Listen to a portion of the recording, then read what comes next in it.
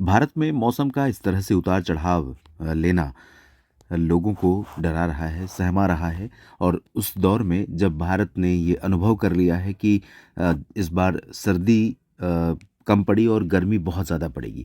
सर्दी कम पड़ी ऐसा कहना ठीक नहीं है, सर्दी के दिन कम रहे इतना ज़रूर मैं कहना चाहूँगा। ज़्यादातर जगहों पर ख़ासतौर पर मध्य भारत के अधिकांश इलाकों पर कम सर्दी रही। पूर्वी भारत के क्षेत्रों पर भी सर्दी के दिन कम रहे। और अब क्योंकि पहाड़ों पर डब्ल्यूडी आया, पहाड़ों पर बर्फबारी हुई, उसके बाद वहाँ से जो ठंडी हवा चल रही है, उसके प्रभाव से उत्तर भारत के मैदानी इलाकों और मध्य तथा पूर्वी भारत के भागों पर तापमान में गिरावट हो रही है। हालाँकि पश्चिमी विक्षोभ अभी भी पहाड़ों पर बना हुआ है और आगामी जो पश्चिमी विक्षोभ होगा दोस्तों, वो आएगा यहाँ पर उत्तर भारत के जो पहाड़ हैं, इन भागों के करीब 9 और 10 मार्च के आसपास। तो जब 9-10 मार्च के आसपास यहाँ पर पहुँचेगा तो उसका प्रभाव हमें कई राज्यों पर देखने को मिलेगा और कई राज्यों पर इसके चलते बरसात होने की संभावना बनेगी, खासतौर पर जम्मू कश्मीर से लेकर उत्तराखंड तक के क्षेत्रों में, इन सभी पहाड़ी रीजन में और मैदानी भागों पर भी उसका असर पड़ने की संभावना पंजाब, राजस्थान या हरियाणा, दिल्ली, वेस्ट यूपी के कुछ भागों में रहेगी।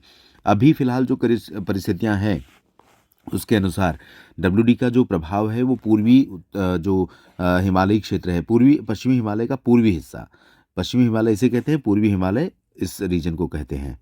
तो यहाँ पर तो हो रही गतिविधियाँ, लेकिन यहाँ का जो पूर्वी हिस्सा है जिसमें लद्दाख शामिल है, लद्दाख के साथ साथ हिमाचल का कुछ पूर्वी क्षेत्र और उत्तराखंड के रीजन शामिल हैं। तो इन सभी जगहों पर आज दिन में भी और शाम तक कुछ गतिविधियाँ बर्फबारी के रूप में, बारिश के रूप में देखने को मिल सकती हैं। देहरादून में बीते 24 घंटों में जमकर बरसात हुई है कई जगहों पर और शिमला में बारिश और हिमपात की घटनाएँ देखने को मिली हैं, गतिविधियाँ देखने को मिली हैं।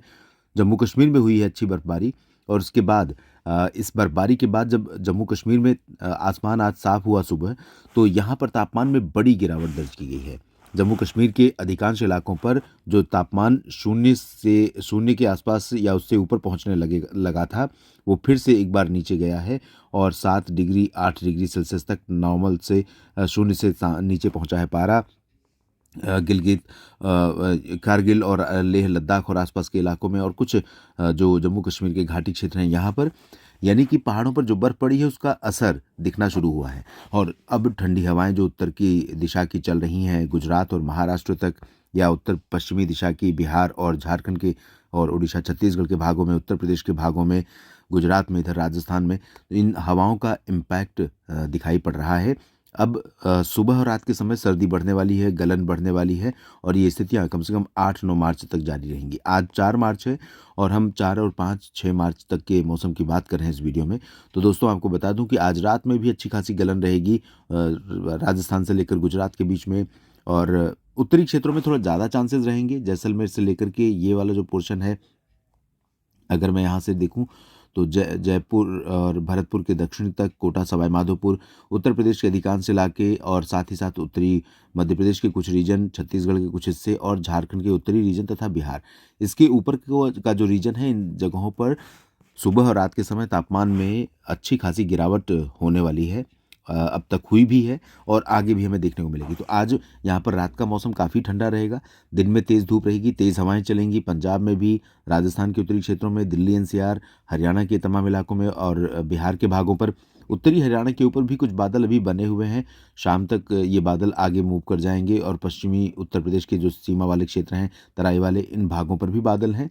बादल मूव कर रहे हैं पूरब की तरफ, लेकिन हो सकता है कि इस दौरान पंचकुला, अम्बाला और सहारनपुर, नजीबाबाद, मेरठ, इन भागों में कहीं-कहीं पर कुछ बूंदें पड़ जाएँ।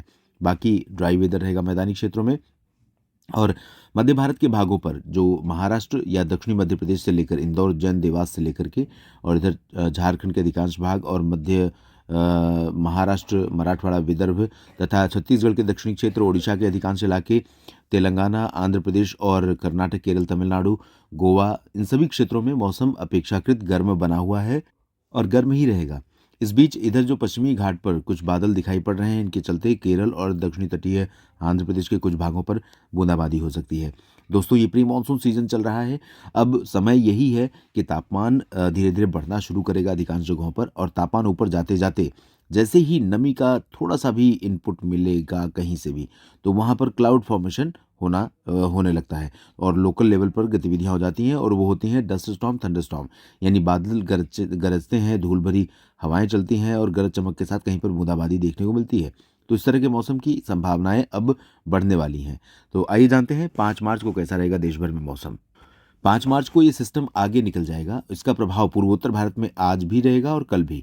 तो अरुणाचल प्रदेश और एडजॉइनिंग कुछ नागालैंड के हिस्सों में और सिक्किम के कुछ भागों में आज संभावना है, और कल अरुणाचल में ही संभावना रहेगी। शेष जगहों पर, चाहे वो असम हो, सिक्किम हो या नागालैंड, मेघालय, मणिपुर, मिजोरम, त्रिपुरा, यहाँ पर ड्राई वेदर रहेगा।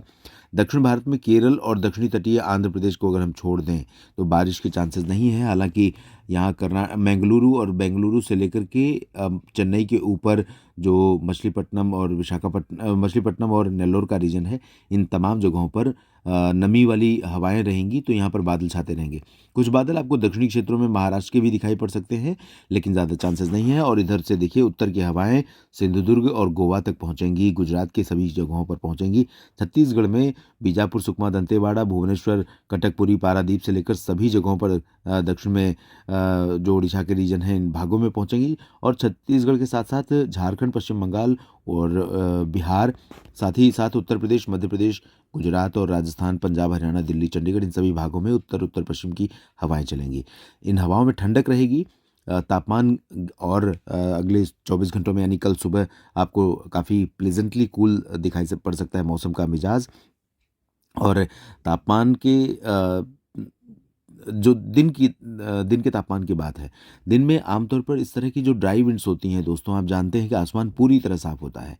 तो दिल्ली में पोल्यूशन लेवल बहुत रिड्यूस हो गया है, दिल्ली एनसीआर में। ये बहुत अच्छी बात है, इन हवाओं की एक खूबी है।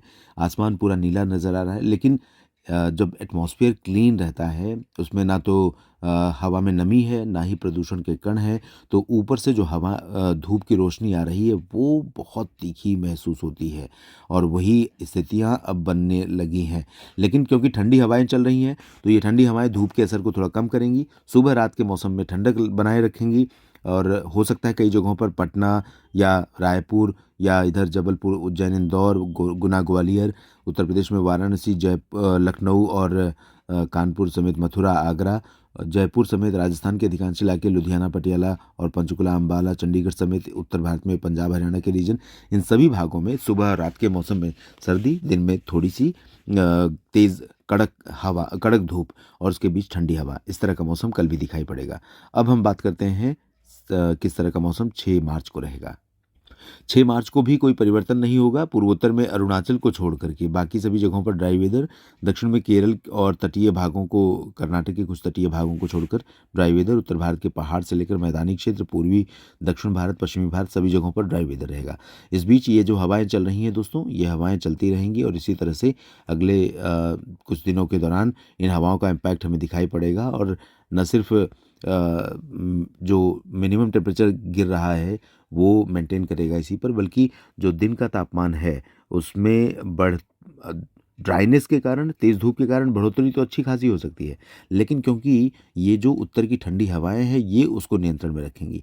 तो अभी जो हीट वेव हमने देखी थी गुजरात के सौराष्ट्र के तटीय जिलों से लेकर के महाराष्ट्र के कुछ तटीय भागों और साथ ही साथ दक्षिणी तटीय कर्नाटक के तमाम इलाकों में और कुछ आंतरिक महाराष्ट्र या मध्य प्रदेश के रीजन में, गुजरात के रीजन में 38-39 डिग्री पारा पहुंचा था, वहां पर राहत अभी फिलहाल कुछ समय के लिए इन हवाओं से मिलने वाली है। इस बुलेटिन में अभी इतना ही। मेरे साथ जुड़े रहिए मौसम तक चैनल और न्यूज़ मीडिया मंच यूट्यूब और मौसम तक फेसबुक पेज पर। अगर आपने इस चैनल को सब्सक्राइब नहीं किया है तो ज़रूर कर लीजिए, ताकि मौसम का अपडेट आप तक पहुंचाता रहूं। धन्यवाद।